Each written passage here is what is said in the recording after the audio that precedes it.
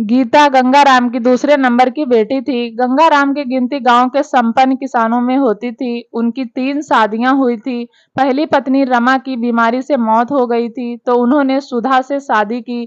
पारिवारिक कलह की वजह से उसने फांसी लगाकर आत्महत्या कर ली। तो उन्होंने तीसरी शादी की रेशमा से। रेशमा से ही उन्हें 4 बेटियां और 2 बेटे थे। बड़ी बेटी ललिता की उन्होंने उम्र होने पर शादी कर दी थी। उससे छोटी गीता 8वीं पास करने के बाद पढ़ाई में मन नहीं लगा, तो उसने पढ़ाई छोड़ दी। गीता जिस उम्र में थी, अगर उस उम्र पर ध्यान ना दिया जाए तो बच्चों को बहकते देर नहीं लगती। वे सही गलत के फर्क को समझ नहीं पाते। ऐसा ही कुछ गीता के साथ भी हुआ था। गीता गंगाराम के अन्य बच्चों से थोड़ा अलग हटकर थी। वह जिद्दी थी, इसलिए उसके मन में जो आता था वह हर हाल में वही करती थी। उसे लड़कों की तरह रहना, उन्हीं की तरह दोस्ती करना और बिंदास घूमते हुए मस्ती करना कुछ ज्यादा ही अच्छा लगता था। इसलिए वह लड़कों की तरह कपड़े तो पहनती ही थी, अपने बाल भी लड़कों की ही तरह कटवा के रखती थी। वह अक्सर गांव के लड़कों के साथ घूमती रहती थी। उम्र के साथ उसके बदन में ही नहीं, सुंदरता में भी निखार आ गया था। गंगाराम के पास ट्रैक्टर भी था और मोटरसाइकिल भी थी। गीता दोनों ही चीजें चला लेती थी, इसलिए उसका जब मन होता वह मोटरसाइकिल लेकर घूमने निकल जाती। उसे लड़कों से कोई परहेज नहीं था, इसलिए गांव के लड़के उसके आसपास मंडराते रहते थे। गीता नादान तो थी नहीं कि उन लड़कों की मंशा ना समझती, इसलिए अपने बिंदासपन से वह उन्हें अंगुलियों पर नचाती रहती थी। लेकिन उन लड़कों को इसका फायदा भी मिलता था। वे लड़के गीता से जो चाहते थे वह उन्हें मिला भी। फिर तो गांव में गीता को लेकर तरह तरह की चर्चाएं होने लगी। जब इस सब की जानकारी गीता के पिता गंगाराम को हुई, तो उसने गीता पर बंदिशें लगाई। लेकिन गीता अब काबू में आने वाली कहाँ थी। कोई ना कोई बहाना बनाकर वह घर से निकल जाती। कोई ऊंच नीच ना हो जाए, इस डर से गंगाराम गीता के लिए लड़के की तलाश करने लगा। जल्दी ही उसकी यह तलाश खत्म हुई और उसे परमानंद का बेटा मनोज मिल गया। परमानंद भी किसान थे, उसके पास भी ठीक ठाक खेती थी, जिसकी वजह से उसके यहाँ भी गांव देहात के हिसाब से किसी चीज की कमी नहीं थी। उसके परिवार में पत्नी उर्मिला के अलावा 3 बेटियां और 2 बेटे मनोज तथा चैतन्य स्वरूप थे। बेटियों का वह विवाह कर चुका था, अब मनोज का नंबर था। यही वजह थी कि जब गंगाराम उसके यहाँ अपने किसी रिश्तेदार के माध्यम से रिश्ता लेकर पहुंचा तो बात बन गई।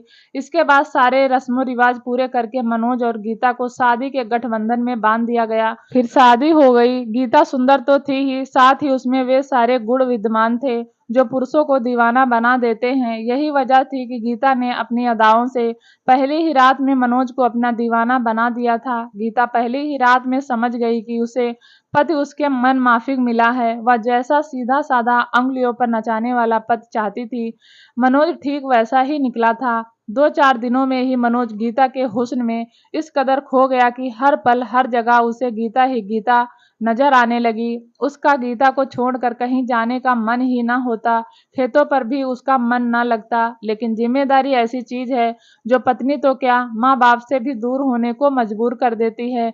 यही हाल मनोज का भी हुआ। साल भर बाद वह एक बेटे का बाप बना, तो खर्च बढ़ते ही उसे अपनी जिम्मेदारी का एहसास होने लगा। इस जिम्मेदारी को निभाने के लिए मनोज को कमाना धमाना जरूरी था, जिसके लिए वह ऊधम सिंह नगर चला गया। वहां उसे टाटा मैजिक के लिए पुर्जे बनाने वाली अल्ट्राटेक कंपनी में नौकरी मिल गई। रहने के लिए उसने शांति कॉलोनी रोड स्थित बधईपुरा में जागर लाल के मकान में किराए पर कमरा ले लिया। कमाई धमाई के लिए मनोज खुद तो ऊधम सिंह नगर चला गया था, लेकिन घर वालों की देख रेख के लिए गीता को गांव में ही माँ बाप के पास छोड़ गया था। उसने एक बार भी नहीं सोचा कि उसके बिना गीता का मन गांव में कैसे लगेगा। शायद उसे लग रहा था कि जिस तरह वह पत्नी, बच्चे और परिवार के लिए त्याग कर रहा है, उसी तरह गीता भी कर लेगी। लेकिन मनोज की यह सोच गलत साबित हुई, क्योंकि गीता को तो शारीरिक संबंधों का चस्का पहले से ही लगा हुआ था। ऐसे में वह बिना पति के कैसे रह सकती थी। उसका दिन तो घर के काम धाम और बच्चे में कट जाता था, लेकिन रातें काटे नहीं कटती थी। बेचैनी से वह पूरी रात करवटें बदलती रहती थी।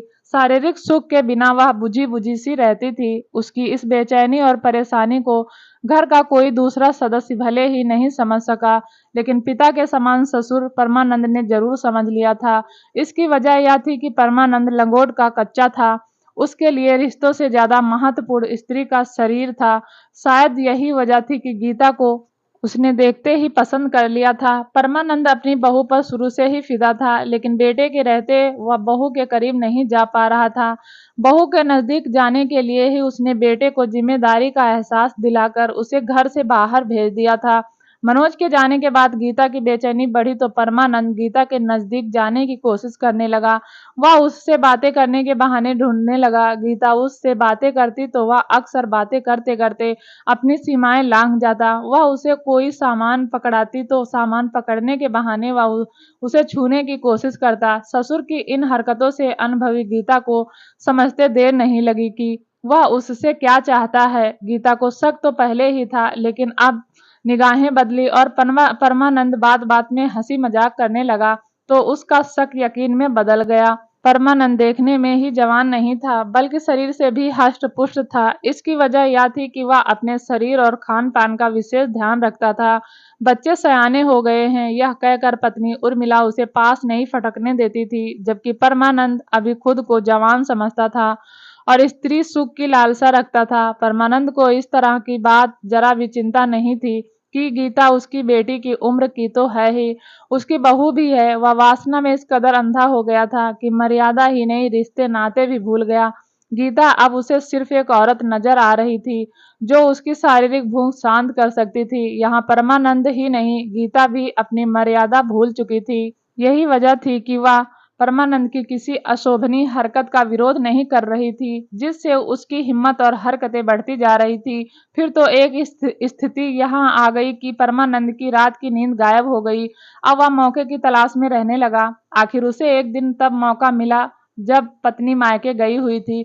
गर्मी के दिन होने की वजह से बाकी बच्चे अंदर सो रहे थे। गीता घर के काम निपटा कर बाहर दालान में आई तो ससुर को बेचैन हालत में करवट बदलते देखा। उसे लगा ससुर की तबीयत ठीक नहीं है, इसलिए उसने उसके पास आकर पूछा, लगता है आपकी तबीयत ठीक नहीं है। परमानंद हसरत भरी निगाहों से गीता को ताकते हुए बोला, तुम इतनी दूर दूर रहोगी तो तबीयत ठीक कैसे रहेगी। गीता को परमानंद की बीमारी का पहले से ही पता था। बीमार तो वह खुद ही थी, इसलिए तो मौका देकर उसके पास आई थी। उसने चाहत भरी नजरों से परमानंद को ताकते हुए कहा, यह आपका भ्रम है, मैं आपसे दूर कहाँ हूँ बाबूजी, आपके आगे पीछे ही तो घूमती रहती हूँ। अब गीता इससे ज्यादा क्या कहती। परमानंद ने उसका हाथ पकड़कर अपनी ओर खींचा तो वह खुद ही उसके ऊपर गिर पड़ी।